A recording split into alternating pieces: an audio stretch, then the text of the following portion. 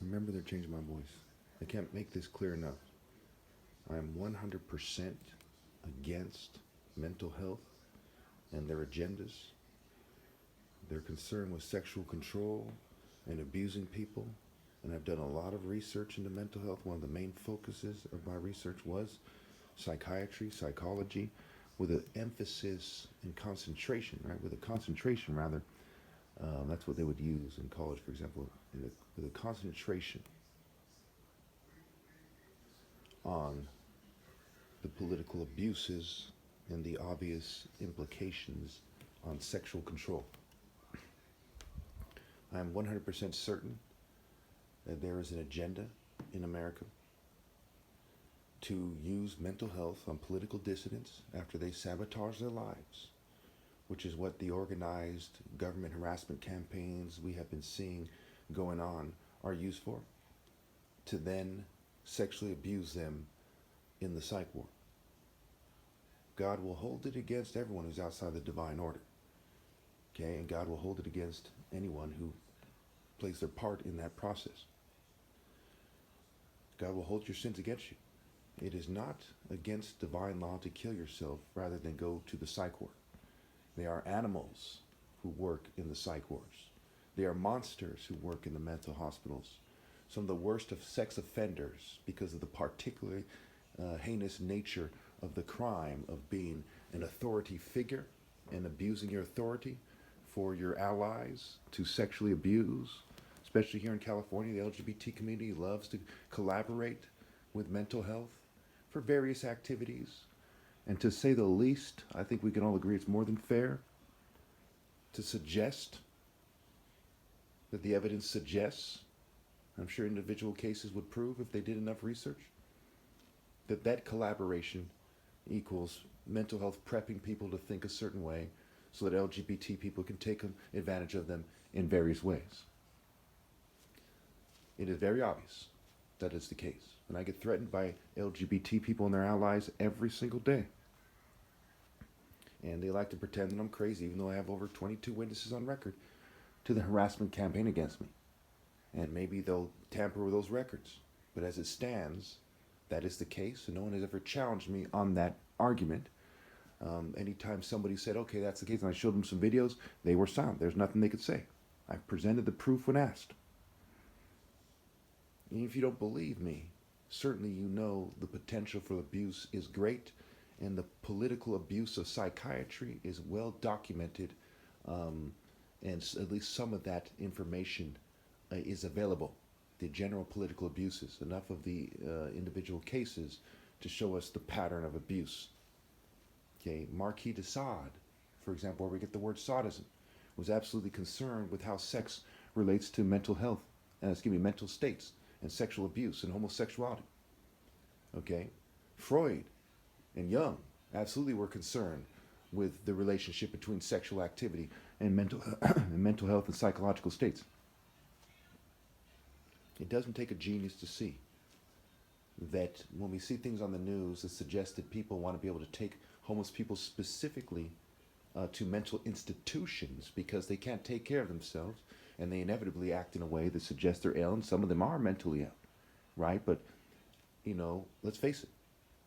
It is stupid to say that mental health and the government should be able to do whatever they want under the pretense that you want to get people help. That is sick. That's how we got into this mess. Giving mental health more or less a blank check is how we got into this mess. Charging people to go to the psych ward, and the political abuse of psychiatry is key in how we got here to this oppressive state, the current political climate that we're in. There is no excuse for giving mental health, the go-ahead for an open season on political dissidents that society shamelessly, with their corporate sabotage, their political, social, and financial sabotage, and their controlled opposition groups, wanting you to bend over or they're not going to assist you, wanting you to pretend that them and their families are ideal or they're not going to assist you. There's no excuse for what is going on. And yes, I'm sure it goes without saying, for those of you who watch my videos, that I will always push for extreme punishment on everyone outside the divine order, especially everyone who uses mental health to force people to be pagans, to force people to be fake Christians, force people to be atheists and agnostic and part of their sex cults and greater cultures. I am 100% against the United States of America and every nation in the world. Read the Bible. If you are serious about God, it makes it clear in a universal way that that's the stance of someone who's serious about God. The wicked go down to the realm of the dead. All the nations forget God. All the nations obviously forget God. The whole world will be destroyed. See Isaiah, see Psalms. Satan leads the whole world astray. See Revelation. Anyone who's serious about serving God is 100% against mental health. Anyone who's serious about serving God is 100% against all the corporations, okay, and the government. Anyone who's serious about serving God obeys God through me. Mental health representatives have shrunk from the debate. Again, I challenge you people to a debate on this topic. Whether mental health should have a blank check into, take people off the streets and put them in a psych ward instead of passing my war on poverty plan and giving them a fair chance to show their competency before such extreme measures are taken. Watch them hide tail tucked. Big Pharma, obviously, has their hand in this. They're looking to make more profits, and they're looking to get more bang for their buck. A lot of these corporations would gladly pay a higher tax rate to exert more social and sexual control over the population. What do you think they use their profits for anyway? When they buy those fancy things they buy, it's to try to impress a bunch of gold diggers, and they want everybody to be a fanatic, cult-like gold digger or something to that effect that they can control. I'm 100% against these people doing it under the guise of helping women. That is disgusting. When it comes to things that affect people dramatically and in large numbers, it is sick to lie about it. Now keep in mind, I've made minor mistakes in my videos in the past, very minor ones. I've corrected it. Every time I said something that perhaps was a little bit misleading, okay? It was never in defiance of God. It was never pointing away from moral precision. It was never something that you could say takes away from my obvious proofs that I am God's son, the true leader, not mental health, not the people behind mental health, not Big Pharma, not the Sacklers, not the Waltons, not the Koch brothers, not Biden, not Trump, not the Rockefellers or Rothschilds, not the Gates, not Larry Ellison. I am the Messiah, not the rabbis, not the Pope, not the imams, not the Dalai Lama, not Buddha. I am God's son. And woe to they who do not obey God through me in a timely fashion, especially if it's in the entire world. If your excuse is that everyone's doing it, then you're basically just insulting God more.